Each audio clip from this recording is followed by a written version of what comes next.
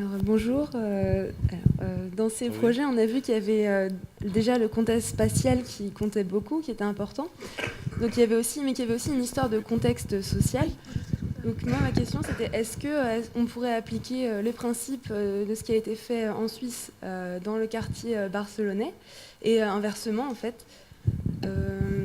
Aussi, est-ce que dans les deux cas, il y a eu vraiment des changements significatifs dans l'usage et des personnes. Est-ce qu'il y a plus de mixité ou...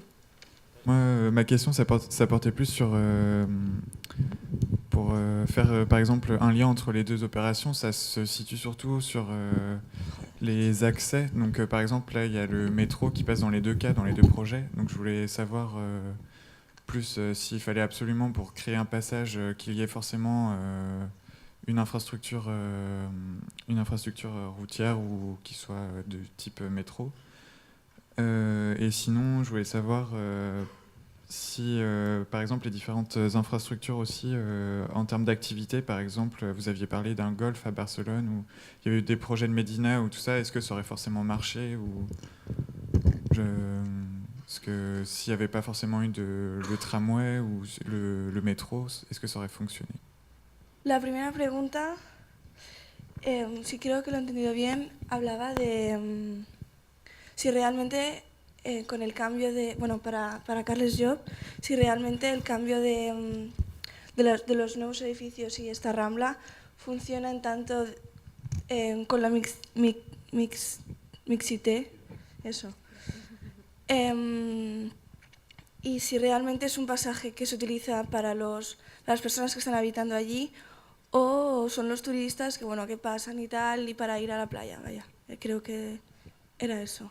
Moi, j'aurais voulu savoir si on pouvait faire des rapprochements entre ce qui se passait sur le quartier de la Mina et ce qui se passe ici sur l'île de Nantes, notamment dans le fait d'intervenir sur un territoire en un laps de temps assez court.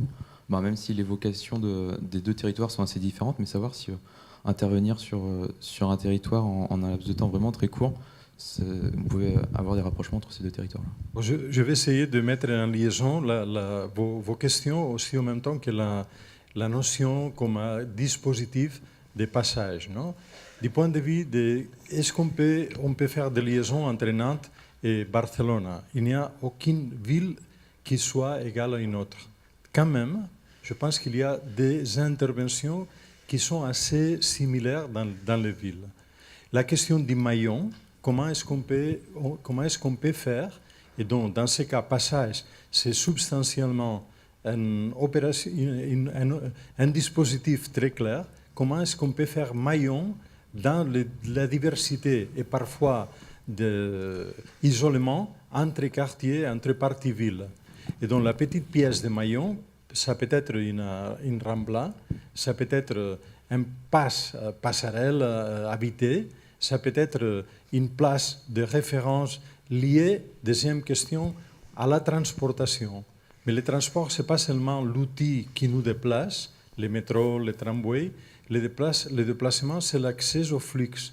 L'accès au flux, non? La capacité d'avoir de l'information, de la sociabilité et donc de créer des espaces d'information mais en même temps d'interchange. ¿No? Decía que no hay dos ciudades iguales, nunca se puede decir que lo que se ha hecho en una ciudad es traspasable a otra, pero no obstante, siendo no las ciudades iguales, hay mecanismos de intervención que yo creo que sí. Y hay uno que es el tema el maillon, es el engranaje de una cadena, ¿no? La grapa. O sea, cómo realmente conseguir a través de operaciones de una cierta elementalidad, ¿no? Hacer que barrios que no tienen ningún tipo de relación conecten, pasen, ¿no? Faciliten. Y esto fundamentalmente está ligado al transporte. Yo creo que hay operaciones que sí que necesitan del transporte en las ciudades metropolitanas, por tanto una accesibilidad al metro, ¿no? Utilizar el tranvía como pretexto para la transformación del espacio público, pero sobre todo de la calidad relacional de las personas, de acceso a los servicios, a la información, a reducir las distancias y en este sentido los proyectos no se hicieron para los turistas, ¿no? O para el público o para el, digamos, el que viene a Barcelona a ver espacios públicos, sino que el proyecto está pensado para un barrio que nunca tuvo un lugar de referencia y, por tanto, para los vecinos.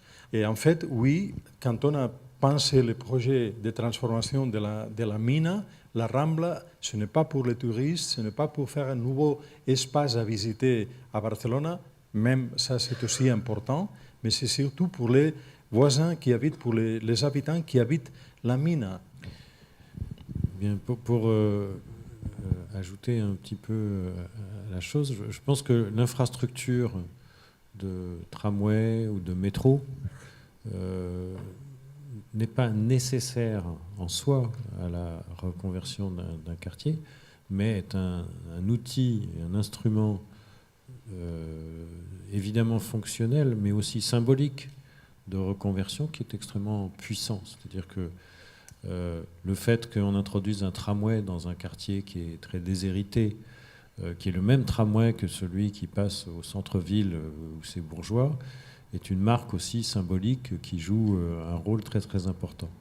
Et d'un point de vue fonctionnel, lorsqu'on vous dit pensez à l'articulation des échelles dans tout projet de passage que vous faites, eh bien le tramway en est un instrument, ou le métro. Pourquoi ? Parce que vous amenez des gens à traverser un quartier qui a sa vie locale, mais vous amenez des gens de l'extérieur, vous amenez des gens d'autres quartiers, vous amenez peut-être l'étranger. Et on voit le touriste qui va jusque dans ce quartier de la Mina. Un point commun entre la Mina, alors évidemment, un quartier déshérité à Barcelone, ville de 3-4 millions d'habitants, et un petit métro Mimi dans un quartier bourgeois lausannois, ville de 300 000 habitants, donc 10 fois plus petite, c'est incomparable.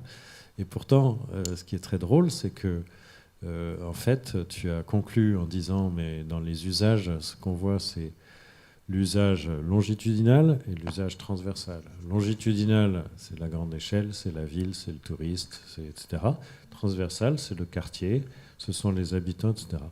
Eh bien, à Lausanne, c'est exactement la même chose. C'est-à-dire que dans la continuité, il y a aussi des touristes qui descendent parfois à pied de la gare jusqu'au lac, parce qu'il y a un hôtel en bas, etc. Mais ils remontent en métro et tout ça. Et transversalement, s'est établie une relation qui n'existait pas du tout, puisque avant il y avait une tranchée inséparable que les jardins privés donnaient sur une tranchée fermée. Una sería, tengo mucha curiosidad por cómo habéis hecho el estudio social en la mina, cómo habéis llegado a la mapificación de aquí se vende droga, aquí tal, aquí... ¿Cómo ha sido eso? La question c'était comment ça fait la carte sur laquelle on voit ici ça se vend la drogue, là c'est la légalité, tout. C'est une question de comment ça fait ça. En allant voir, enfin j'imagine. Alors c'est une très belle question, comment est-ce qu'on a fait? Il faut être très honnête et vous dire que quand on a commencé à travailler sur le quartier, même maintenant on travaille dans des quartiers en France, au sud de la France, à Marseille, la Castellane, on a toujours un très grand respect. Ça veut dire qu'on n'essaye pas de faire du quartier un laboratoire d'expérimentation et on essaye de bien comprendre quel est l'ADN des personnes qui habitent dans le quartier. Parce qu'ils ont leurs propres sensations, certezas, non, de quels sont les principes d'articulation sociale. Dans le même quartier, il y a des gens qui sont d'accord avec ce type de processus illégal, mais il y a des autres qui se confrontent avec la situation. Donc ça veut dire que les biens et les mal n'existent pas. Ce qu'il existe, ce sont une pluralité de situations sociales. Comment est-ce qu'on a fait? Concha Doncel, une anthropologue sociologue, a dirigé une équipe sur place et maison par maison, en sonnant dans la sonnerie de maison, c'est ce qu'ils voulaient nous laisser entrer et parler avec eux. Ça nous permettait, avec des enquêtes personnalisées, chaque escalier, avec chaque groupe de familles, d'intervenir en disant « moi je connais, moi je sais les problèmes ». Et alors, sur la drogue, ce sont les mêmes voisins qui connaissent absolument quelle est la distribution géographique de ce type de questions. Los edificios estos de cinco plantas con ático, ¿son viviendas sociales o son de venta? Alors la question c'est quel est le type de logement qu'on a fait à nouveau dans les quartiers de la Mina. Un 20%, c'est pour réalloger les habitants qui, je ne vais pas expliquer, qu'on coupe. On a proposé de couper les grands blocs et nous on proposait de faire des porticos. Mais l'autorité municipale et l'autorité de Barcelone régionale, ils nous ont dit de couper absolument. Mais quand on coupe, on laisse un testero, un mur aveugle, un mur sec. Nous, on prévoyait de faire des porticos à 3 étages d'auteur. C'était mieux, c'est plus complexe, c'est plus intéressant, le passage transversal. Mais on ne nous a pas permis de faire ça, on nous a obligés à couper absolument les blocs. Donc il y a des voisins qui doivent être réallogés. Donc 20% des nouveaux logements, c'est pour le réallogement des habitants qui ont perdu le logement. 80%, c'est pour des gens qui vont arriver, qui sont en train d'arriver à la mine. Parce qu'un des enjeux, c'était créer la diversité sociale, permettre la diversité des familles, même aussi la croissance avec les jeunes qui s'émancipent, qui vont habiter dans les quartiers. Ça a été vraiment une lutte, parce que les voisins, avec un principe très généraliste, ils disaient les nouveaux logements seulement pour les habitants de la mine. Et on a fait vraiment de longues discussions en disant ça ne peut pas être parce qu'on ne réussirait pas à changer la composition sociale.